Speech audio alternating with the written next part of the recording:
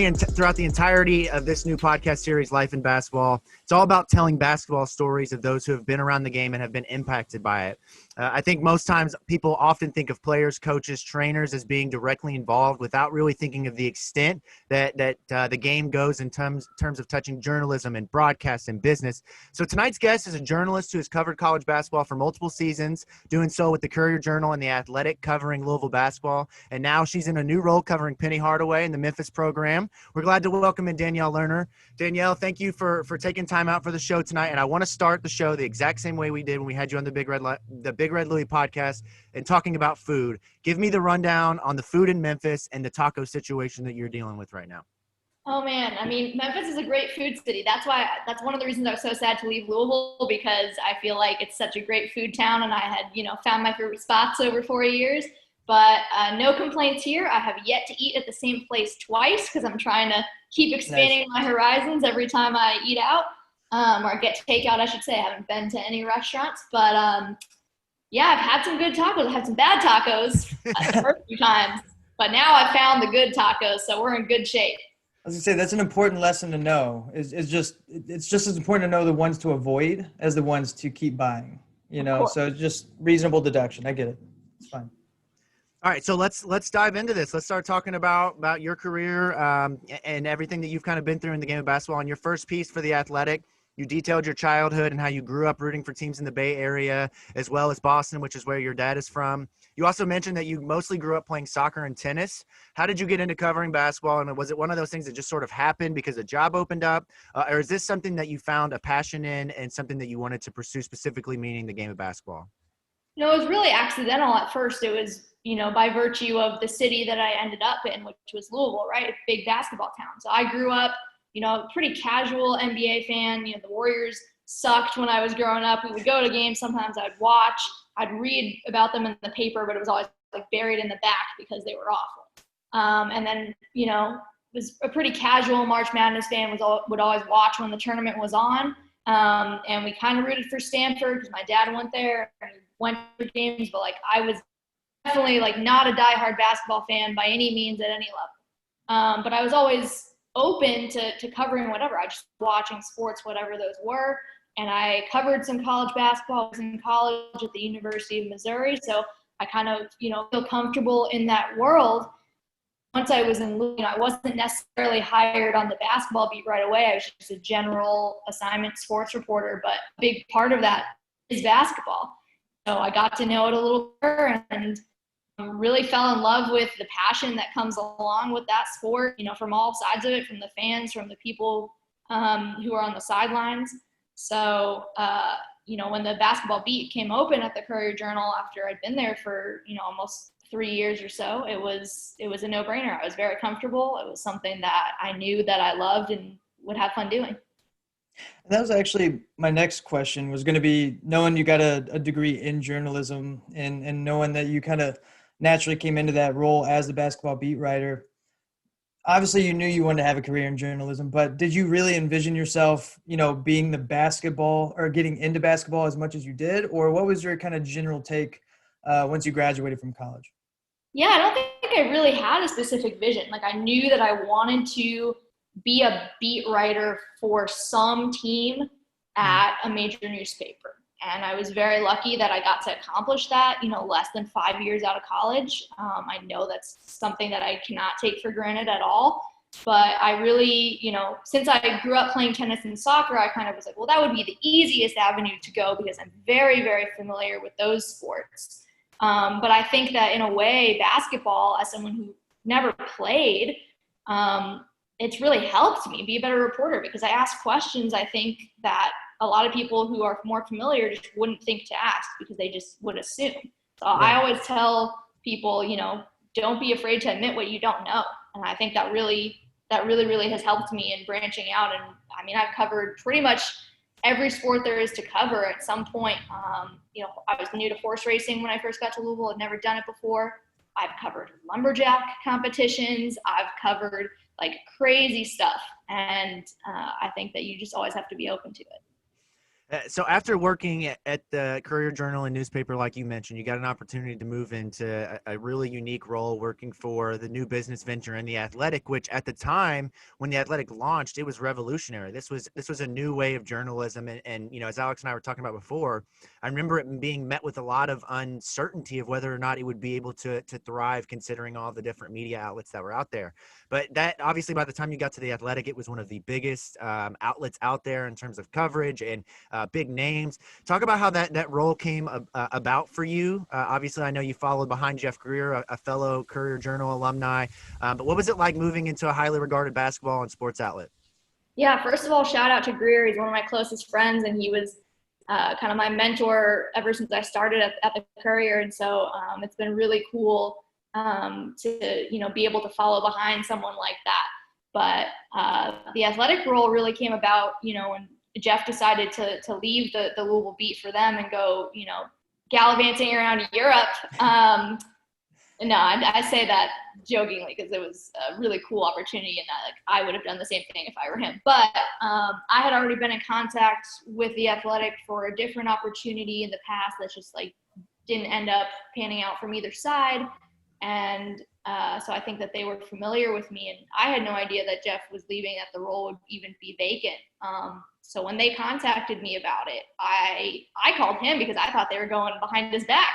I called him, I go, the Athletic just contacted me about the Louisville beat. Do you know about this? Are you getting forced out? And he was like, actually, I'm leaving the country in a month. So, great. I don't know. I've always been in the mindset that if you do great work, people will notice. And every opportunity that I've ever received over the course of my career, whether I took it or not, has been because people have just noticed my work. And whether they knew me personally or not, they've been like, hey, we thought this was really cool. We want to talk to you about this. And I want to take it back to beat writing for a second, because just the thought of having to sit face to face right in front of a coach sometimes terrifies me, depending on the coach you have to do. But knowing that that's been some the best sound in sports is just the commentary back and forth between those guys. I just want to ask you, what's it like sitting face to face with a coach and trying to manage the personality while also, trying to get that inside story or inside scoop at the same time? Yeah, I think it varies based on who the coach is, right? So just take Pitino versus Mack, for example. Very different personalities, very different styles of coaching, styles of interacting with the media, and both of them have their pros and cons, but you kind of have to just learn how to relate to them as a person first. I think that's first and foremost what journalism is building relationships. So, I walk into interviews always prepared with, questions that I want to ask and kind of topics that I want to explore, but you have to be okay with, making the small talk and taking the small detours and really letting the person you're interviewing at times guide the conversation if they are really passionate about it.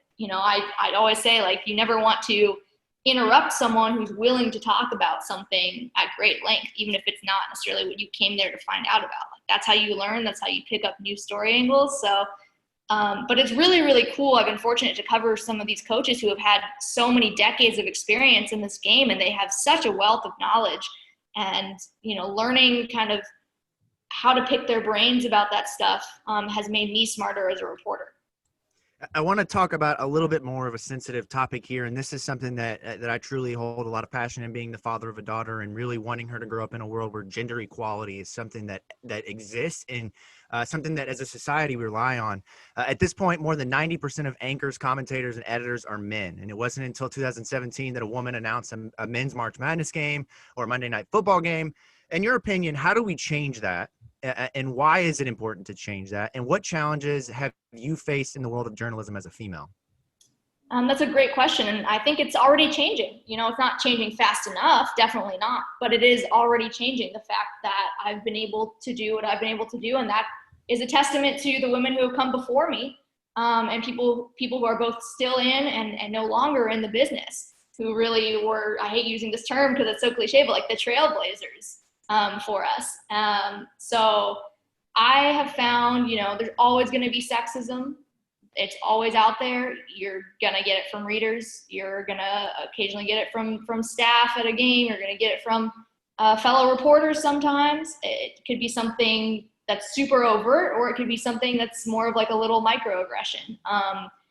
And sadly, I think that that's something that you just have to expect. I was always told by female mentors of mine that, hey, this shit's gonna happen, but it's about how you respond to it and how you roll with it that matters. And that doesn't mean you have to put up with it.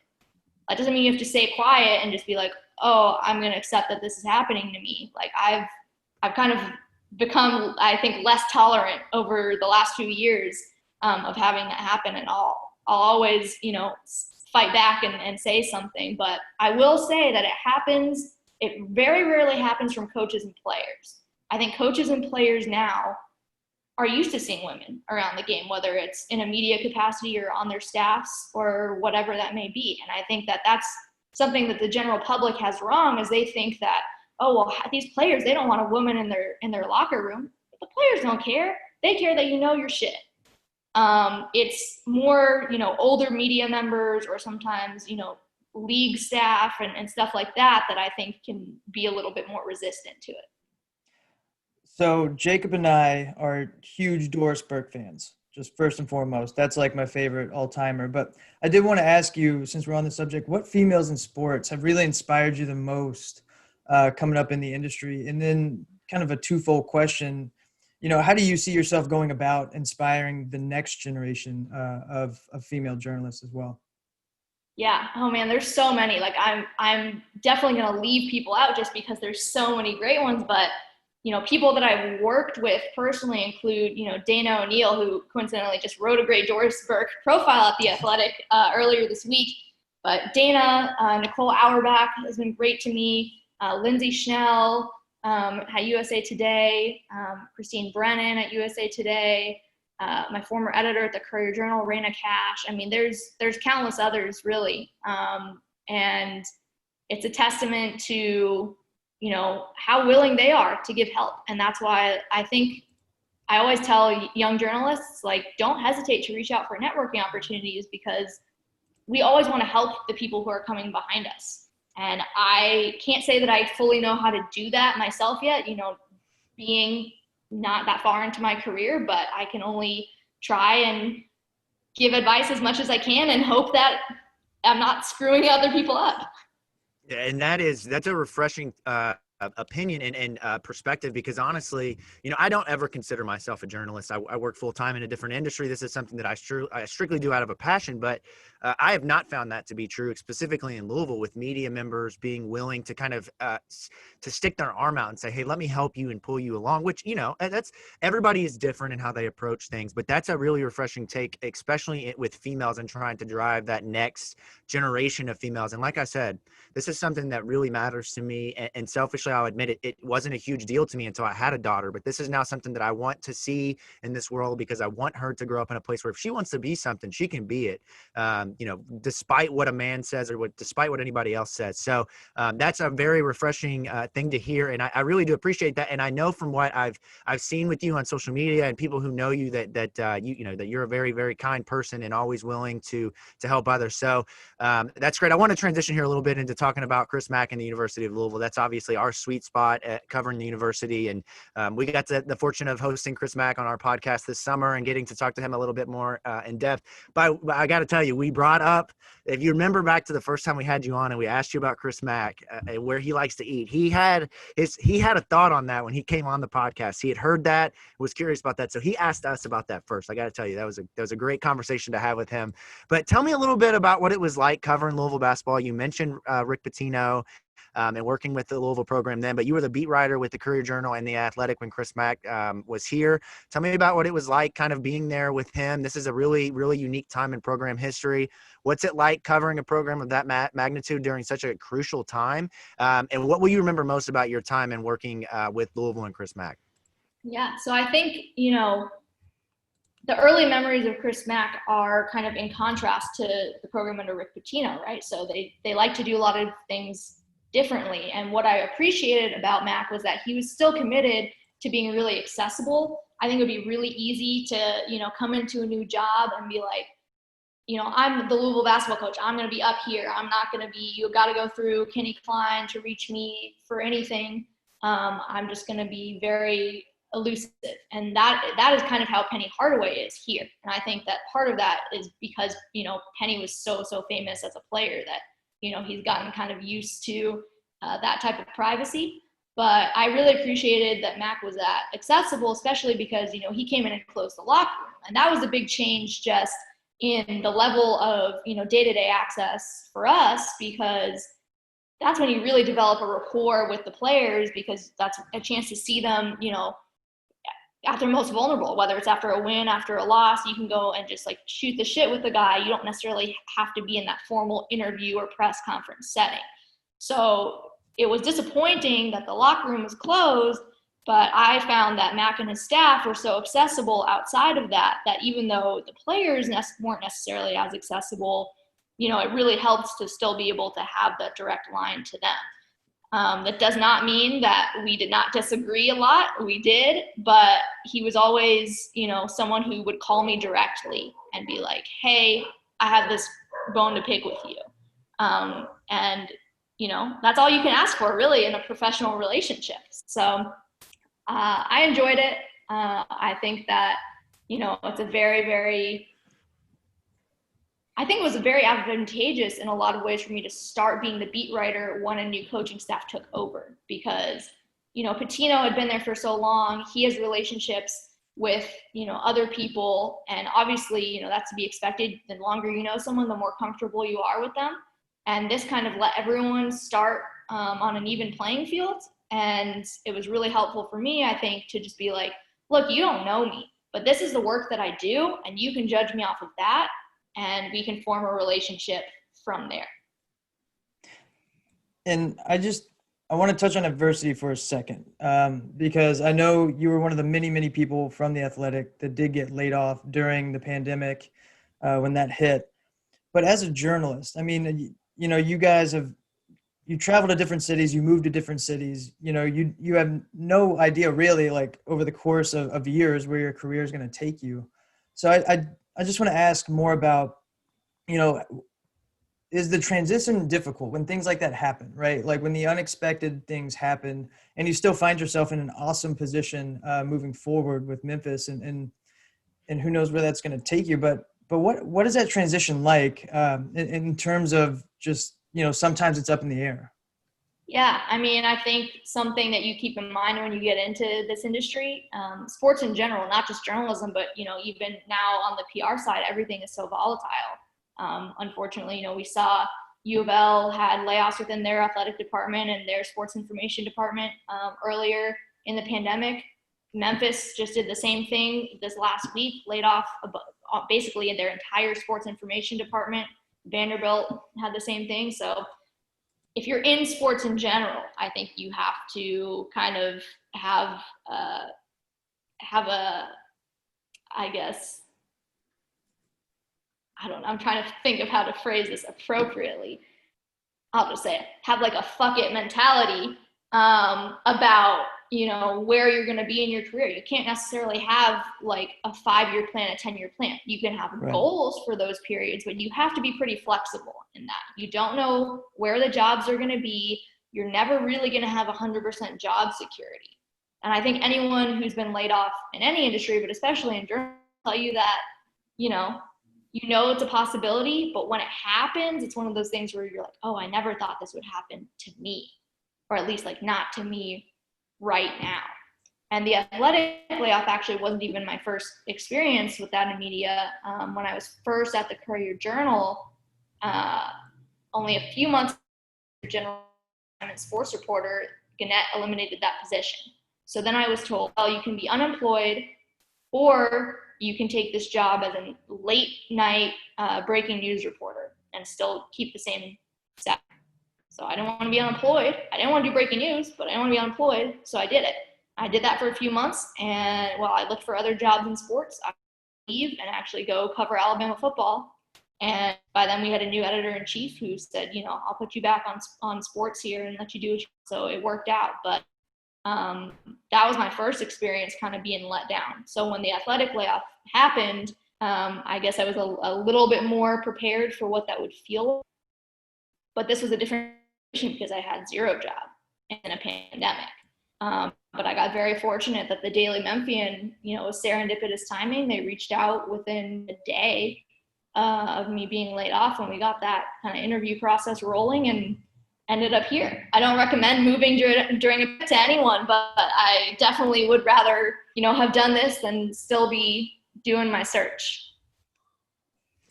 You've already accomplished so much in your career, Danielle, at such a young age. But in your opinion, what about your career has made you the most proud thus far? I think it's just the reaction from the people. Let me tell their story. I think that praise and good reaction from readers and like from your colleagues and readers is always great. And a lot of the times the stuff I write is pissing people off. People don't want me to write about them, but when someone really lets you and shares something with you that they haven't shared with people, and kind of lets you take their story into your hands, it's really powerful. And I example from this last season was Ryan McMahon and his childhood friend who passed away. I have known Ryan, I guess, for 3 years now. And we built up a good relationship, and I didn't know if he was going to be willing to actually talk to me about that.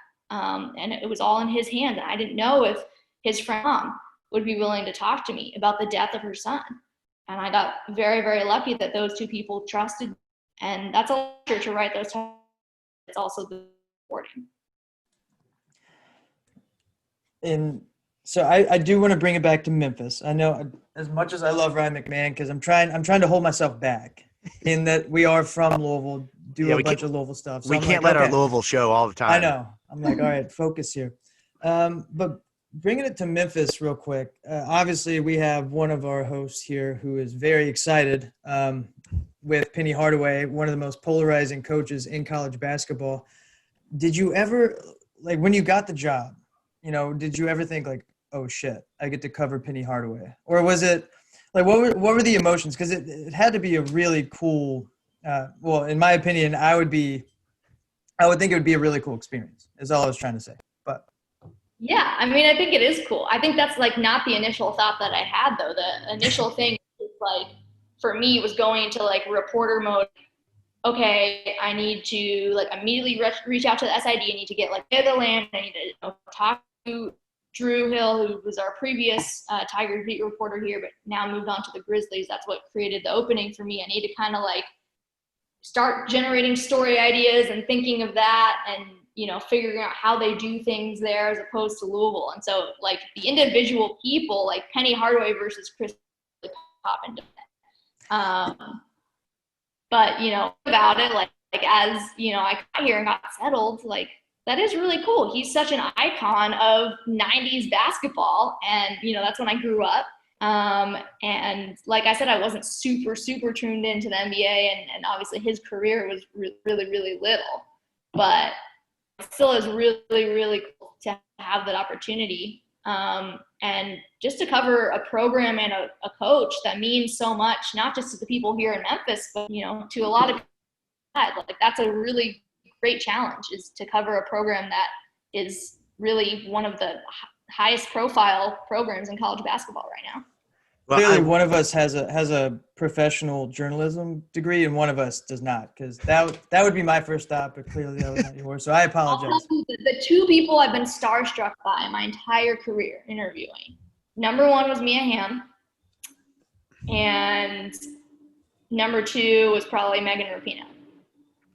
Great choices there. And I bumped into Sue Bird once when Team USA was in Louisville last season. I wasn't there. I think I was on the road with the men, get to do the whole availability, so I didn't get to actually interview her. But during warm-ups, I was like, "Sup?" And she was like, "Hi, how are you?" And I was like, "Oh my god." That right there is the exact face and expression that Alex, myself, and Presley all made the second Chris Mack appeared on our screen for our interview back in May. So I know what that feeling is like, and I got to tell you, I am not a journalist, so I felt like I could embrace that. I'm sure for you, the standards are a little bit higher when you walk into a room with somebody that they're expecting you not to be like big-eyed and like, I need your autograph and want to ask you all these questions. But that is absolutely great. I want to ask you one more question here before we transition into the last part of the show, which is a rapid fire list of questions. But we ask this question to every one of our guests, and this is one of those questions that is very simple, but for a lot of people, it means a lot of different things. So I'm just going to fire this out there, and you answer this however you feel fit. How has basketball impacted you most as a person and as a professional? Ooh, that is a great question. I think the answer is kind of one and the same for both, right? Just because really my most intimate experiences with basketball have been through my career and through my profession. And I think that it's kind of how all sports have impacted me, and why I wanted to be a sports writer, why I just that, when I was so young, is because sports are really a reflection of our society and a refraction of our values. But it is just a game sometimes. It's a game that means a lot to a lot of people. And I really like how, you can choose to simplify that if you want to, and just appreciate it for what it is. But if you're really committed to looking into all the different ways that it reflects our society, I mean, that's fascinating as well. Race and gender and class, there's little microcosms everywhere. And I think that it's allowed me to explore, beyond the boundaries of where I grew up, which was the California Bay Area, and going to school living in Kentucky, and then now Memphis, which is like definitely a southern and has its own history. Like, people interpret the same game in so many different ways and have so many experiences through playing the same sport. And I think that that's really cool. Absolutely. Great answer there, and I really appreciate that. Let's transition into our final segment. We call this Before the Buzzer. Like I said before, this is just a couple of rapid-fire questions, looking for short answers here on these. So let's dive in. Favorite coach you've covered so far? Jeff Walls. Nice. Favorite player you've covered so far?